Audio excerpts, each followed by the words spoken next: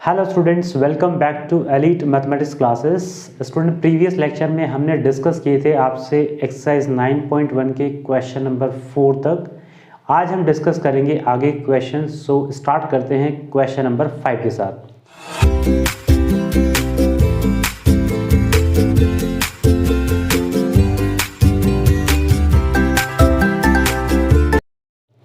तो question number 5 बेटा ये कहता है आपसे, a kite is flying at a height of 60 metre above the ground. यानी कि हम ये कह देते हैं यहाँ पे कि क्वेश्चन नंबर 5 में सिचुएशन कुछ इस तरीके से है कि भाई ये आपका ग्राउंड है, ठीक है, और यहाँ पर ये ग्राउंड है आपका। यहाँ से 60 मीटर हाई एक काइट यहाँ पे उड़ रही है, ठीक है। 60 मीटर की हाइट पे इसके यहाँ पे फ्लाई कर रही है काइट। फाइन, ऐसे सिचुएशन जनरल लाइफ में आप देखते हो। अब वो कह रहा है आपसे, the string attach to the kite is temporarily tied to a point on the ground.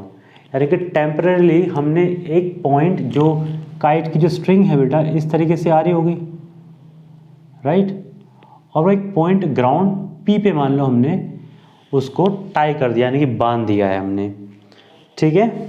इसके बाद कहता है the inclination of the string with the ground is 60 degree. कोई बच्चा सोच रहा होगा कि सर ऐसे भी तो जो स्ट्रिंग है उसकी हो सकती है, बट ऐसा नहीं है। वो ग्राउंड से जो एंगल बना रही है वो 60 डिग्री बना रही है, वो भी इंक्लिनेशन, मतलब उसका एंगल जो बन रहा है ग्राउंड के साथ वो 60 डिग्री बन रहा है। तो वो कह रहा है कि the inclination of the string the ground is 60 degree, find the length of the string assuming that there is no slack in the string.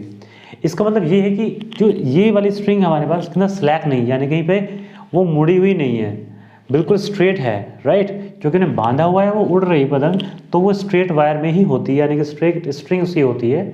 तो इसकी लेंथ निकालनी है। तो स्टूडेंट, लेंथ हमने मान ली इसकी L है, यानी कि let the length of string, let the length of the string be x और be L meters। फाइन। अब यहाँ पर जो थीटा है वो 60 डिग्री है, ये परपेंडिकुलर है, यानी कि डिस्टेंस परपेंडिकुलर हमें गिवन है और हाइपोटेन्यूस पूछा है बेटा। तो इस ट्राइंगल में, यानी कि in triangle P Q R ले लेते बेटा, ये in triangle P Q R, इस ट्राइंगल में आपके पास जो परपेंडिकुलर और हाइपोटेन्यूस को जो कनेक्ट करता है that is your sine theta. यानी कि sine 60 is equals to P मतलब हो गया 60 अपॉन एच का मतलब हो गया L। तो साइन 60 की वैल्यू होती है बेटा √3/2, that is equals to 60 by L। और जब इसको सॉल्व कर रहे होंगे तो L की वैल्यू आ जाएगी 60 इंटू 2/√3। अब स्टूडेंट यहाँ पे इसको छोड़ेंगे नहीं हम, तो यहाँ पे इंटू √3 अपॉन में √3, तो ये आ जाएगा आपके पास में, यहाँ से देखिए 60 इंटू 2 इंटू √3 अपॉन 3 आ जाएगा। तो 3 से ये 20 टाइम्स कट जाएगा, तो यानी कि ये आ गया बेटा L की वैल्यू आ गई आपके पास में 20 to 40√3 metre is your answer, ठीक है। आप यहाँ पे इसको पहले मल्टीप्लाई भी कर सकते थे, लेकिन बाद में डिवाइड ही करना है, तो हम सबसे लास्ट में क्वेश्चन को सॉल्व करेंगे सो दैट हमारा जो कैलकुलेशन है बहुत ही आसान हो जाए, ठीक है। क्वेश्चन समझ में आ गया बेटा। आगे मूव करते हैं नेक्स्ट क्वेश्चन नंबर 6। बहुत ही अच्छा क्वेश्चन है ये 6 क्वेश्चन कहता है आपसे, a 1.5 metre tall boy is standing at some distance from a 30 metre tall building. अब देखो बेटा, जब क्वेश्चन पढ़ रहे हैं हम तो उसके साथ साथ डायग्राम बनाएंगे हम यहाँ पे। तो यहाँ पर ऐसा कुछ सिचुएशन है कि इस तरीके से आपका ये बिल्डिंग है बेटा, और ये 30 metre tall building I think बोला है इसने क्वेश्चन में, राइट। यस, 30 मीटर बिल्डिंग है, और इसके सामने खड़ा हुआ है एक बॉय खड़ा हुआ है, मान लो यहाँ पे खड़ा हुआ है, जिसकी हाइट गिवन है, यानी कि इसका अगर हम ऐसे बना दें, यानी कि लाइन ऑफ साइट हॉरिजॉन्टली, तो ऐसे रहेगी। और इसकी जो हाइट है, अपनी हाइट वो बेटा 1.5 मीटर्स है। फाइन, 1.5 मीटर की हाइट है और ये बिल्डिंग के सामने खड़ा है कुछ डिस्टेंस पे, ठीक है। The angle of elevation of from his eyes to the top of the building increases from 30 to 60 as he walks towards the building. बिल्कुल सही बात है भाई, यहाँ से अगर इसने इस प्लेस से देखा इसको, तो इस जो बिल्डिंग की जो टॉप है वो 30 डिग्री पर नज़र आ रहा था इसको यहाँ पे, ठीक है। उसके बाद कुछ डिस्टेंस इसने मूव किया यहाँ से, मान लो यहाँ तक पहुँच गया ये, ठीक है, यहाँ तक पहुँच गया।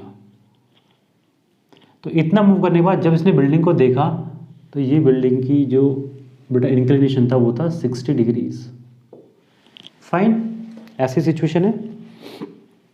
कहता है find the distance he walk towards the building, यानी कि जो इसने डिस्टेंस वॉक किया यहाँ से लेके यहाँ तक बिल्डिंग की तरफ, उसको हमें बताना है। यानी कि हमें इसको मान लेते हैं हम x, जो हमें बताना है जो इसने वॉक किया, ठीक है। तो मान लेते हैं बेटा हम a ये है, b ये है, c d इतना ले लेते हैं यहाँ पे हम, ठीक है। अब इसके बाद हम इसको सॉल्व करना स्टार्ट करेंगे। तो सबसे पहले हम देखते हैं इसमें क्या क्या चीज़ें हम और एंड ऐड कर सकते हैं। तो यहाँ पे अगर देखें तो ये वाला लेंथ जो BC लेंथ है, this length is also equals to x होगी भी, ठीक है। और एक बड़ा इंपॉर्टेंट कॉन्सेप्ट है बेटा इसमें कि जैसे ही हम किसी भी चीज़ को देख रहे हैं ऊपर की तरफ, ठीक है, मान लो हम उस कोने को देख रहे हैं। अब क्या है, अगर हम अगर कोई एंगल बना रहे होंगे यहाँ से हम, ठीक है, हमारी आईज कुछ एंगल बना रही होंगी, और जैसे ही हम वॉक करते हैं टूवर्ड्स दैट टावर, बिल्डिंग और कुछ भी हम उसकी तरफ मूव कर रहे होंगे, तो हमारा जो एंगल ऑफ इंक्लिनेशन है बेटा वो बढ़ जाएगा।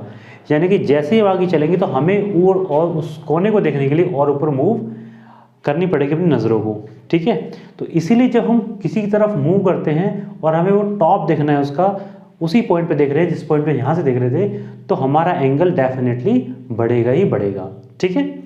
आगे बात करते हैं। तो यहाँ से हम मान लेते हैं कि इतना डिस्टेंस ने मूव किया टुवर्ड्स द बिल्डिंग, तो ये हमें निकालना है। तो लेट हम करेंगे बेटा he moves x metre towards the building, towards the building. Fine.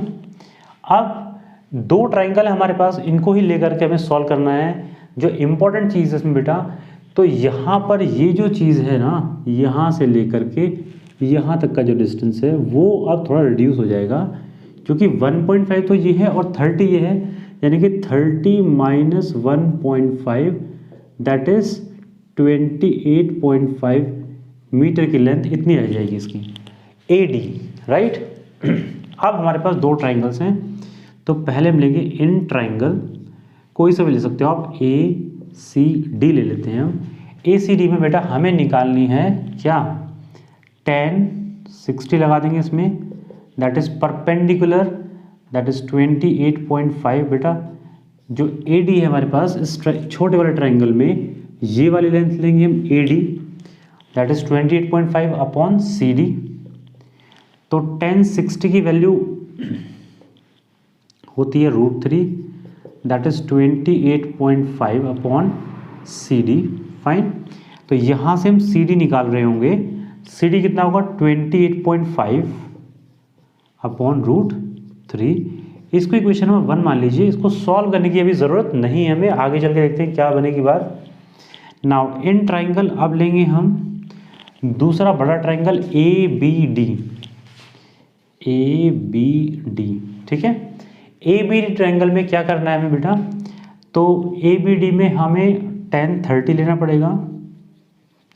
तो tan 30 कितना होता है हमारे पास, दैट इज परपेंडिकुलर सेम रहेगा 28.5 अपॉन जो बेस है बेटा वो आ जाएगा x प्लस CD, ठीक है, x प्लस CD। अब हमें यहाँ पे tan 30 की वैल्यू कितनी होती है बेटा, 1 upon √3, that is equals to 28.5 upon x plus CD।